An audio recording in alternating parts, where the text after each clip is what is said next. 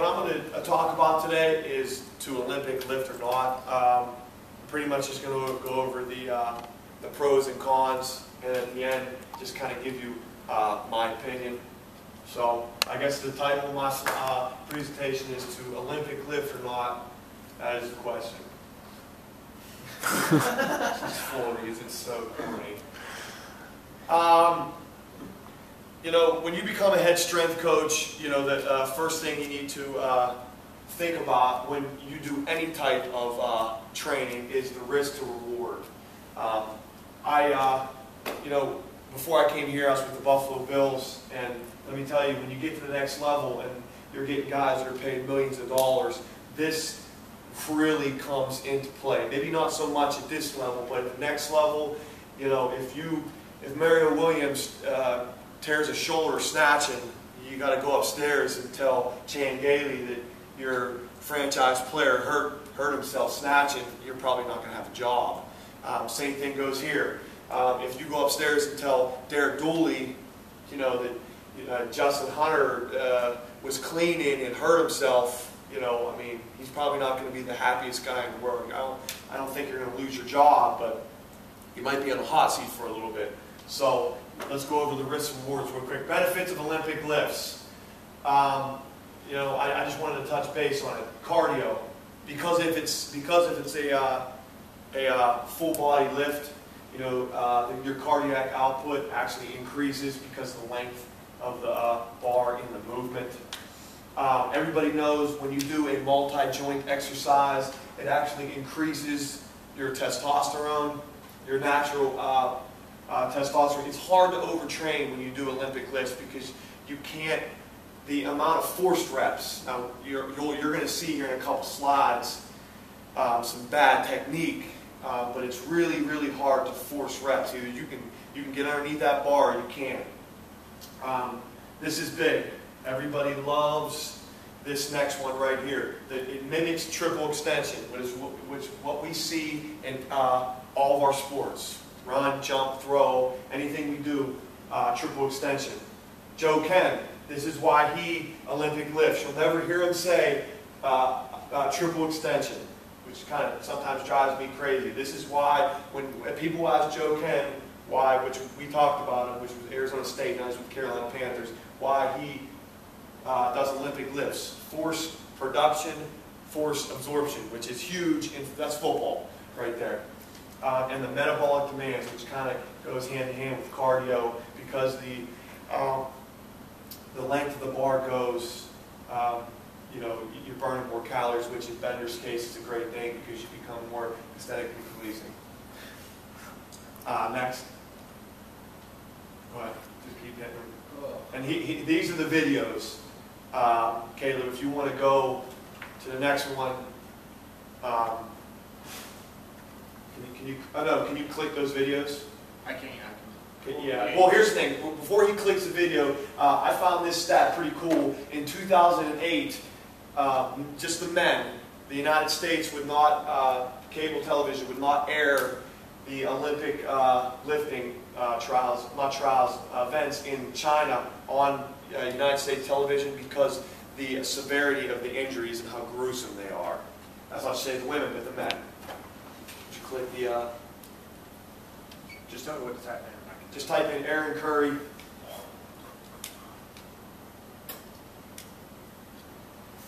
can see it. No, they won't show it. I mean, we won't watch the other one. But one of the two videos I have was one of those videos. A guy in the 2008 Olympics is going for a snatch, and he gets the bar. I mean, perfect technique. Everything gets the bar right here, and we all know in Olympic lifting, if you don't, it's called bone on bone. So if you catch a snatch up here, your scapulas can retract and protract. Well, he didn't have his scapulas tucked. The bar came down here like this, and his elbow just blew out. Just type in Aaron Curry PowerPoint. Okay, this is another reason why. Well, I'll get into it here in a second. Don't play it yet. This is another reason why. You know, I'm not too crazy about this, is because of the learning curve and the technique. And we see this on a day-to-day basis. So if you want to click Aaron Curry. I mean, this is, no matter which way you cut it, 374 pounds from the floor, go underneath it is pretty damn impressive. But I don't know if you want your star All-American linebacker cleaning like this.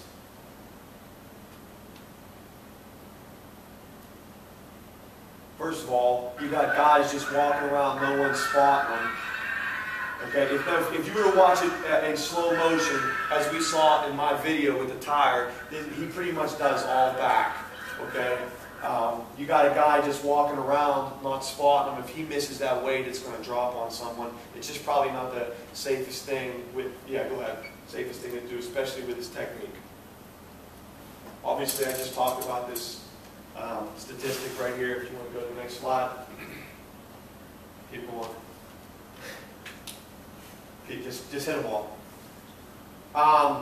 So there's another one too. So here's the thing. I thought this was pretty cool. In the United States Training Center, which these are the best of the best. These are the pros, not college kids or high school kids. In a 4-year period, a study was shown almost 65% of injuries were to the low back, shoulders, and knees. And we've talked, Aaron, okay, what are the 3 most problematic areas of athletes, especially football players?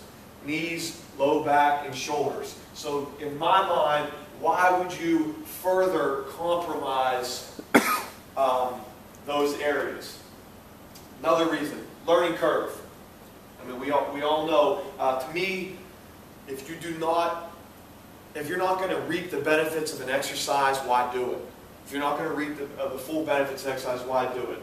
Okay, so if we're not, and as we learned yesterday with that boxer, okay, if you're not bringing your hips to the bar when you clean, you're not getting full hip extension. So therefore, you are not reaping the full benefit of the exercise. So the learning curve. Translation, does it really translate to the athlete's field of play? I mean, me and Caleb have talked, you know, and he'll even admit it. You know, my athleticism is confined to a platform. Okay, I would really like to see the weightlifter example I have down here. I'd really like to see an Olympic weightlifter go out and be able to move multi-dimensional, be able to cut on a dime plan. You know, maybe in a linear sport, yeah, it could have some translation, but to an alinear sport, you know, I don't know if it does. We aren't weightlifters. We aren't Olympic weightlifters. You know, a lot of programs, they'll break the Olympic lift down into the front squat, into the RDL, into everything to make their clean better. In my mind, it's not about what we do in the weight room. As strength coaches, if all we're worried about is numbers and what we do in the weight room, I think we've missed it. We really haven't understood what our job is, because we all know there's guys that aren't the strongest guys in the world, aren't the fastest guys in the world. They ain't weight room warriors, but they go out in that football field and they can't be stopped. So to me, if we're putting all of our emphasis on Olympic weightlifting in the weight room, we've kind of missed what our job is as a strength coach. Like I said, we have to be able to move multi-dimensional. Everybody says it's for power. Force times acceleration is power. And what I've said is, people do Olympic lifts because they want to develop power. Okay, and everybody always uses the guys in the Olympics. Okay, well, watch the Olympics. You can go online and watch Kendrick Ferris. Okay, it is physically, what does he squat clean? 400 plus.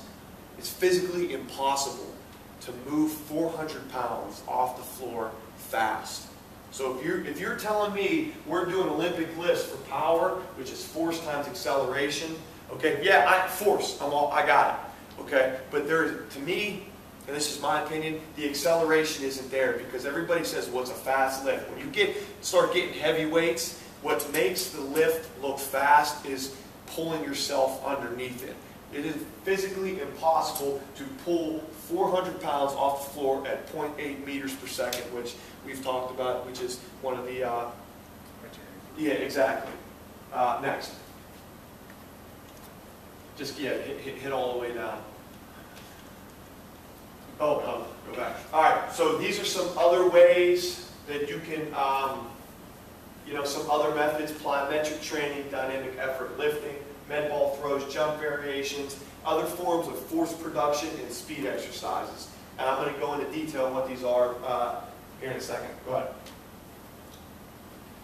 So we talked about our man here, Verkhoshansky, yesterday, okay, and the shock method. The original version of plyos were introduced to the Soviets via Yuri Verkhoshansky, which is a shock method, which is pretty much a stretch shortening cycle. Okay, fast eccentric into fast concentric. Okay, fast, powerful movements. Okay, depth jumps. Okay, being able to turn it on right now. Reactive strength. Next. Dynamic effort lifting. Okay, submaximal weight movement, maximal speed. Okay, you want to learn how to be dynamic and be powerful. We can knock that out doing dynamic effort lifting. You're neurologically training your muscles to contract faster, which make you more powerful. Med ball throws. Okay, everybody says we want to do Olympic lifting, you know, to strengthen and make our hips more powerful. We can do that. You can do vertical or rotational throws with med balls to strengthen and power your hips. Depth jumps, I just talked about it. Okay, reactive strength and power. Broad jumps, just pretty much just all out power. And box jumps, starting strength and power. And here's the thing. Triple extension. Everybody says they want to Olympic lift for the triple extension. Okay, we can go downstairs right now and we can take every last one of us doing depth jumps, broad jumps, and box jumps. Okay, and then we can train. Caleb's good at the Olympic lifts, or anybody else who here is pretty good at Olympic lifts. Okay, we can take a picture of you when you're at full extension. It is the same exact form. Next, force production. Okay, you can work on force production. Okay, speed is a derivative of power. Okay, so you want to be fast. Well, let's work on power, dynamic effort, weight room. Okay, plus you can work on the field, prowler pushes. Okay, getting full hip extension when you do a prowler push. Okay, weighted sled drags, same thing, full hip, knee, ankle extension. Okay, and then you also want to be, and this goes back to my, does it translate to the football field and other ways to become dynamic, powerful, and fast? Agility training. We have to be, I'm speaking football. As a football player, we have to be multi-dimensional, not just in a linear movement. Oh crap, I'm sorry. And force production. You want to work on your force production, put more weight on the bar. Plain and simple. You put more weight on the bar, you get stronger, you can put more weight, or you can put more force in the ground to move faster. Conclusion lifts. Conclusion. Olympic lifts are done to develop explosive power. Yes. I agree, okay? But you can develop those attributes in a safer, quicker, and just as efficient way as we saw with your other methods. I'm not totally against them, okay? High pulls. To me, we've talked about it before. There's really no benefit to the catch, okay? Because why we do Olympic lifts is the triple extension. Well, you can get triple extension from high pulls. You can do it from the floor, or you can do it from a hang position. Okay, I wouldn't be totally against them when a player-to-coach ratio is smaller, because you can coach technique. Sometimes with football, you got 100 guys on a team. Now we have five strength coaches. I mean, you do the math. You know, the player-to-coach ratio isn't the greatest. But if we get 15 to 20 football or basketball players, volleyball or basketball players, you get 5 coaches on there, then the player-to-coach ratio is a little bit better, and you can coach technique a little bit more. And we've talked about it before, and Lee even mentioned it, with athletes that are a lot longer. Okay? What they did in Buffalo is when they cleaned from the floor, they deadlifted, because you have athletes that are 6'4", 6'5", 6'6", and taller, is they did it from like a 6 to 10 inch box. Okay? Take the load off your back. I'm also not opposed to it for linear speed athletes, track athletes. I guess that's pretty much it, you know. And pretty much to end my my presentation, you can be explosive without Olympic style lifting. I think there's no secret here that I'm not crazy about Olympic style lifting, because I've had 3 strength coaches in college. 2 of them were huge. My second strength coach, we did snatch, we did clean, we did from the floor, we did every Olympic lift you can even imagine. And then my third strength coach, we didn't do one Olympic lift. We did all med ball throws, all dynamic effort lifting, all other methods. And just from a personal standpoint, I felt the best with my last strength coach. That's my presentation.